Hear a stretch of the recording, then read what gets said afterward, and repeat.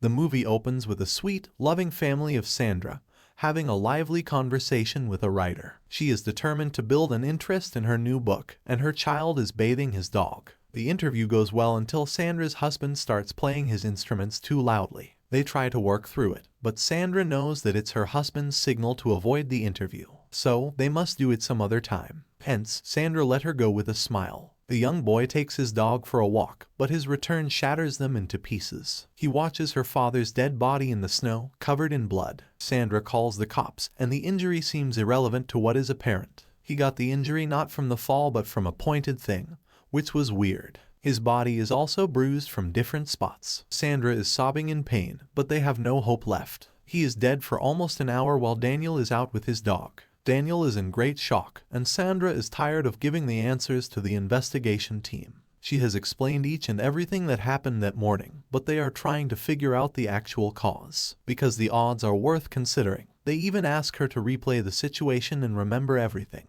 Daniel has also been put on trial. Instead, he is blind and knows nothing. She is persistent with her questions, but the blood spatters on the wall don't explain it. Another investigation officer rebuilds the situation with real-life experiences and tries to figure out the problem. They take them to a customized studio where they put the same music on and ask Sandra to listen to her husband's fall. They repeat the exact same questions of the interview and rebuild the whole thing. But coming to the conclusion is not that easy. In addition, Daniel is not eating at all. He has stopped talking to everyone. Therefore, Sandra invites his grandmother for a talk.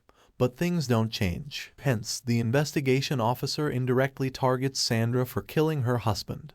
But she is not that good, because he has noticed that the wounds are different and no head was banged against the attic or anything like that. She took him to the office, where he measured all possible causes of the death and his family's concerns. He also notices a bruise on Sandra's arm, but she exclaims to have it while working in the kitchen. Also, the cops don't feel right about the nature of his wounds. The investigator takes the case to court for further investigations, and they present them with their personal views. The attorneys believe that Sandra and her husband don't share a positive relationship with each other. Sandra explained that her husband had the habit of playing instruments loudly every time he was annoyed by the situation. He wanted her to stop the interview because he didn't like the student to ask questions about her. Therefore, he played the music loud, and Sandra got the point of it and stopped the interview. Sandra exclaims that she wears earplugs and goes to sleep when her husband is working on the top floor with loud music. She is unbelievable because they don't think her words match her actions. She can work in extreme conditions even when she is not psychologically well. The court taunts her for sleeping in loud music instead of checking on her husband, even for once. However, she believes that her husband never liked to be interrupted while working.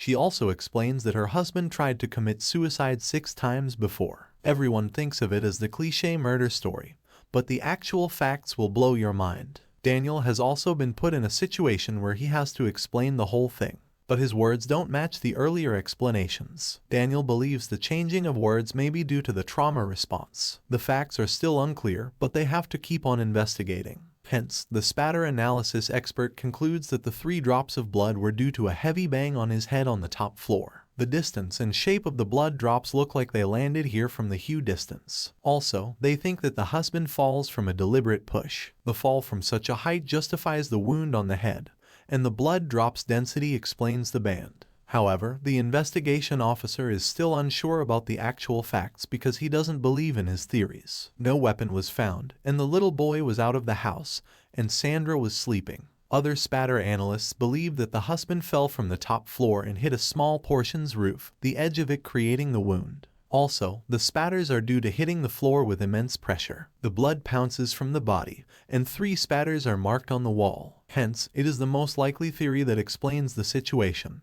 But there are still some gaps in it. Biologists believe that if the head bangs into the small room, then why hasn't his DNA been found on the roof? The analysts believe that the snow melts after every hour, so the lodge with the blood may be melted after an hour. Therefore, the DNA samples wash off with the snow. Daniel is advised to skip the investigation sessions because of the blunt investigative methods they'd be using. They believe that the questions and facts will disturb him for his whole life, and he'll be unable to cope with them. Although he wanted to listen, the attorney and his mother suggested keeping away from it, but he resists. The next hearing is about his recent suicide attempts. Sandra explains that he was on several medications, and he stopped taking them a while ago, but the severe effects led him to attempt suicide with aspirin. He was lying unconscious in his separate bedroom. Sandra explains that their relationship was normal, but they used to sleep in separate rooms. She had the habit of waking him up sometimes. Therefore, she found him unconscious. Although his psychologist doesn't report any depression, he was taking medications for emotional stability. But he also reveals that Sandra blames him for their son's accident. Daniel got blind in the accident, and she made her husband responsible for it. She used to blame him for everything, which put him in emotional turmoil. Sandra confesses to having arguments after their son's arguments, but she believes them to be normal relationship fights. Sandra has become a friend of one of the investigation officers, and she tries to clear up her side. She makes him admit that she is not guilty, but he is following the job protocols. At the same time, he doesn't want to hurt her by splitting facts. Sandra tells Daniel about her innocence as well because she doesn't want her kid to think of her as a murderer. The next hearing is to present a usual recent conversation between Sandra and her husband. They had been arguing about Daniel's homeschooling. Sandra wasn't involved in Daniel's household chores. Her husband has to do it all alone. He was arguing about the renovation, but Sandra kept on blaming and gaslighting him. He wanted to have her time, but she was always busy. Hence, the argument leads to a violent fight. They throw glasses at each other, and the husband punches at the walls. She lied to the attorney about the fight and the bruise. The recordings reveal their devastated married life, how Sandra keeps on abusing her husband, and how he keeps on doing violent acts. She never wanted to disturb her writing career and needed time for it, but her husband compelled her to participate in house chores. She wasn't ready to give up on her writing.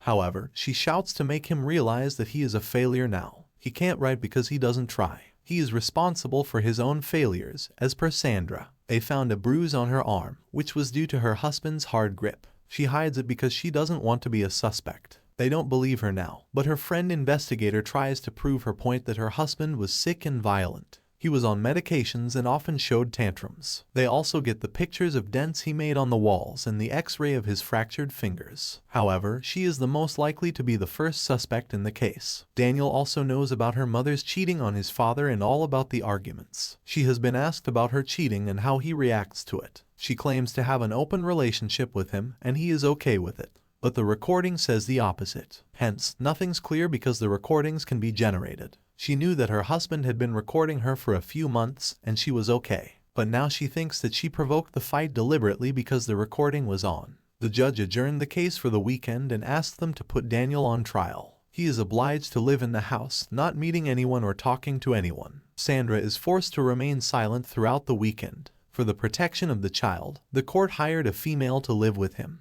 Daniel decides to live alone the whole weekend and doesn't want his mother around. Sandra is shocked to see his son doubting her for his father's murder. She tries to prove her right and talk to her son, but she is not allowed to. So, she leaves the house crying and finds a hotel for the weekend. She sobs in pain to realize that even her son does not believe in her. The female tries to talk to him about his perceptions, but he is sure that her mother is not a murderer. However, he doesn't know about her mother's cheating and the violence. He is super disturbed and cries out loud while discussing her mother with the protector lady. She tries to console him, but he bursts into tears. Daniel performs an experiment on the dog by giving him loads of aspirin. He finds the dog unconscious the next morning. He freaks out, but the lady helps him to treat the dog with salt water. Thankfully, he is back alive and has vomited the aspirin. Daniel notices that the dog is behaving strangely. He is more silent and lazy than before. He does that to prove that his father was suicidal because once the dog ate his father's vomit. Although he was not fully aware of the consequences, he was relieved to get his dog back. He believes that the overdose of aspirin was his father's escape from the stress. He used to be silent and lazy after the aspirins,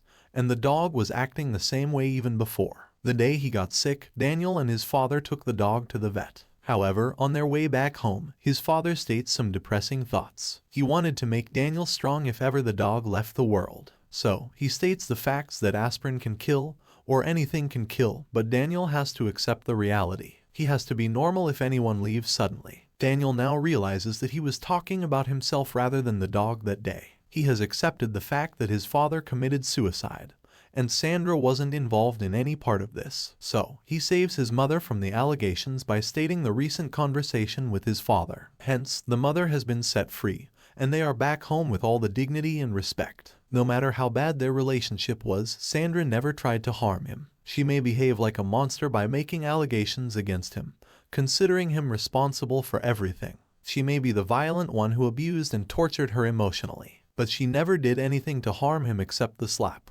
However, she is guilty that her son knows it all now. Her life has been made public, and her private conversations are out. She is pleased to get back home while Daniel is also waiting for him. The movie ends with a warm hug and appreciation and a sound sleep after so many days of an emotional roller coaster. Hence, the writer keeps the ending open to the subjective perspective of the audience. The watchers have to decide whether Sandra is guilty or not.